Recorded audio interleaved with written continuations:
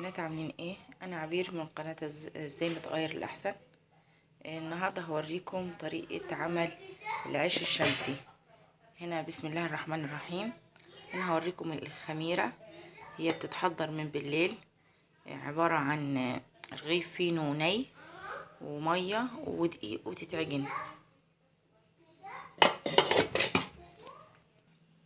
وهنا الدقيق اللي هعجن بيه العيش،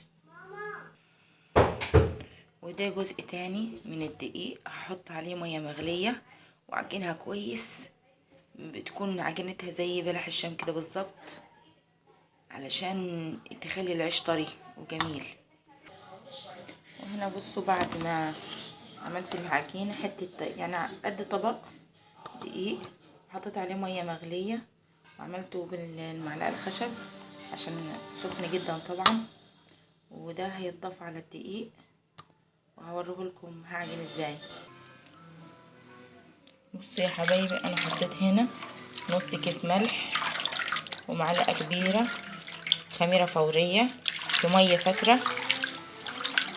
وهنا انا بعجن في عجانه عشان كميه كبيره من الدقيق، وهحط الدقيق والخميره وهوريكم في العجن.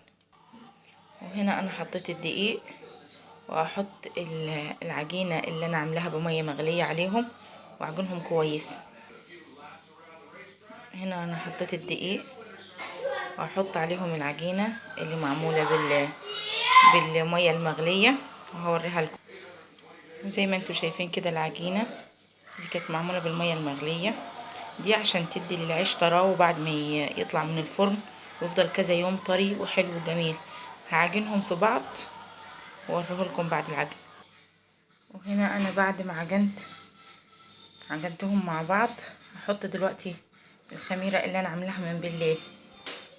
وهنا بعد ما حطيت عليها الخميره حطيت عليها زي كوبايه ميه، هعجنهم كويس مع بعض وكده تكون خلص عجين العيش الشمسي معايا. اديكم شايفين بعد ما حطيت الخميره عليها والميه هعجنهم كويس جدا، وبكده اكون خلصت عجين العيش.